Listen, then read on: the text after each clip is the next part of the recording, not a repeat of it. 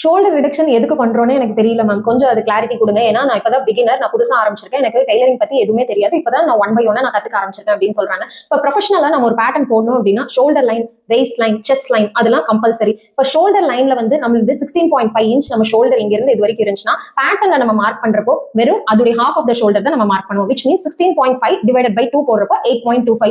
இப்போ அந்த 8.25க்கு நான் ஹை நெக் வைக்கிறேனா, மீடியம் நெக் வைக்கிறேனா, டீப் நெக் வைக்கிறேனா அப்படிங்கறது தான் கிளாரிட்டி இருக்கணும். மெத்தட் 2 ஆல்ரெடி நான் ரீல்ல வந்து சார்ட் வந்து நான் போஸ்ட் பண்ணியிருந்தேன்.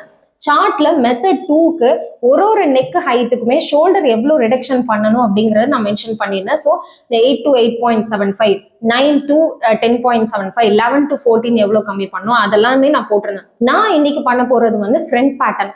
ஃப்ரண்ட் பேட்டர்ன்ல வந்து எனக்கான ஹைட், நெக் ஹைட் பார்த்தோம் அப்படின்னா 7 inches. அப்போ 7 inches வந்து என்னுடைய ஷோல்டர் பார்த்தோம்னா 8.25 நான் ஆல்ரெடி சொன்னதுதான். அப்போ 8.25ல இருந்து 7 inchesக்கு வந்து எங்க ரிடக்ஷனுக்கு என்ன வேல்யூ இருக்கோ அந்த 1.25 வந்து நான் கம்மி பண்ணணும், which means 8.25 minus 1.25 போட்டோம்னா நமக்கு ஒரு வேல்யூ கிடைக்கும் இல்லையா? அதை தான் நம்ம ஷோல்டரா நம்ம அசம்ஷன் பண்ணி அதுக்கப்புறம் பேட்டர்னை வந்து ஃபாலோ பண்ணணும். ஸோ அந்த பாயிண்ட்ல இருந்து நம்மளுடைய ரெடி ஷோல்டர் எவ்வளோங்கிறத கால்குலேட் பண்ணணும்.